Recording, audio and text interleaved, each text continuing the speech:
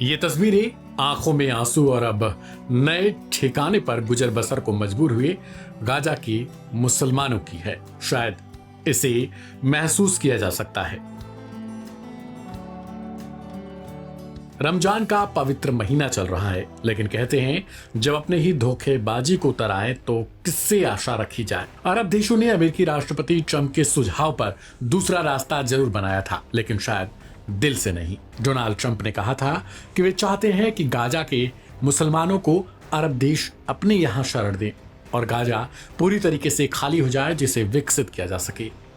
शुरुआत में अरब देशों ने यह जरूर दिखाया था कि वे इसके खिलाफ हैं, लेकिन उन्होंने फिर एक शिखर सम्मेलन का आयोजन किया जिसमें यह रास्ता अपनाया कि गाजा में फिलहाल हमास की सत्ता से बेदखली की जाए और इसके बाद चुनाव हो।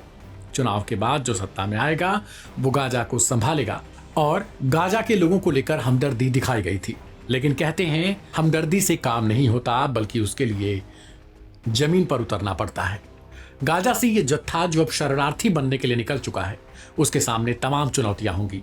लगातार हो रही मौतों के बाद आखिरकार गाजावासी मजबूर हो गए और असहाय महसूस करते हुए गाजा छोड़ने को राजी हो गए। फिलहाल ये जत्था यूरोप के लिए रवाना हो गया है। गाजा से तीसरे देशों में जाने की इच्छा रखने वाले फिलिस्तीनियों को स्थानांतरित करने की योजना शुरू हो चुकी है। इसके पहले चरण के हिस्से के रूप में विदेशी नागरिकता या विदेश में पारिवारिक संबंध रखने वाले 70 गाजावासी दक्षिणी इसराइल के रेमन हवाई अड्डे से रोमानियाई सैन्य विमान से यूरोप के लिए फिलहाल रवाना हो गए। इसराइली अधिकारियों का कहना इस मामले पर कि गाजावासियों के रिलोकेशन में वे अपनी महत्वपूर्ण भूमिका निभा रहे हैं। समूह का प्रस्थान गाजा में नए सिरे से सैन्य अभियानों और क्षेत्र में मानवीय सहायता बहाल करने के लिए बढ़ते अंतर्राष्ट्रीय दबाव के साथ हुआ। गौरतलब है कि हाल ही में इसराइल ने फिलिस्तीनियों से गाजा को स्वेच्छा से किसी अन्य देश में जाने के लिए छोड़ने पर मदद बनाने के लिए एक संस्था का ऐलान किया था। यरूशलेम से आई खबरों के मुताबिक इसराइल ने गाजा से फिलिस्तीनियों के स्वैच्छिक स्थानांतरण के लिए एक नए विभाग की स्थापना को मंजूरी दी थी। यह विभाग गाजा में उन निवासियों के स्थानांतरण की निगरानी करेगा जो अन्य देशों में जाने की इच्छा रखते हैं। रक्षा मंत्रालय के मुताबिक यह निदेशालय गाजा के निवासियों को सुरक्षित तरीके से उनके गंतव्य देशों तक भेजने के लिए जरूरी कदम उठाएगा।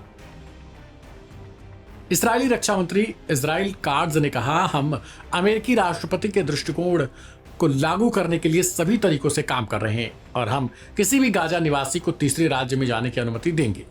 इस्राएली रक्षा मंत्री ने इसके लिए हाल ही में अमेरिकी राष्ट्रपति डोनाल्ड ट्रंप के बयान का हवाला दिया, जिसमें उन्होंने गाजा से लोगों को अरब देशों में स्थानांतरण का प्लान दिया था। बता दें कि पिछले शुक्रवार को भी एसोसिएट प्रेस की एक रिपोर्ट में इस बात का खुलासा हुआ था कि इजिप्ट जो है वो गाजा वासियों को अपने देशों में शरण देने के लिए तैयार हो चुका है, लेकिन कुछ समय बाद ही इस बात का खंडन हो गया। शुक्रवार को मिस्र के राष्ट्रपति अब्देल फतह अल सीसी ने दूसरे अरब नेताओं को सूचित किया कि वह गाजा से उत्तरी सिनाई में एक निर्दिष्ट शहर में आधा मिलियन निवासियों को अस्थायी रूप से स्थानांतरित करने के लिए तैयार है।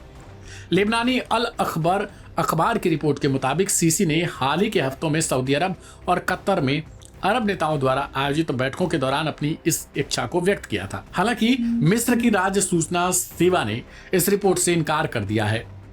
उसकी तरफ से कहा गया, मिस्र की स्थिति फिलिस्तीनियों को विस्थापित करने के किसी भी प्रयास की पूर्ण और अंतिम अस्वीकृति में दृढ़ है और पुनर्निर्माण के लिए काहिरा अरब शिखर सम्मेलन की आपातकालीन योजना इस पर आधारित है। ऐसे में अब देखना दिलचस्प हो जाता है कि क्या गाजा वासियों को अपना स्थान छोड़कर अब किसी दूसरे जगह पर चैन से रहने के लिए जमीन मिल पाएगी या नहीं। इस रिपोर्ट पर आप अपनी प्रतिक्रिया कमेंट बॉक्स में लिखें। ढेर सारी खबरों के लिए सब्सक्राइब करें लाइव हिंदुस्तान।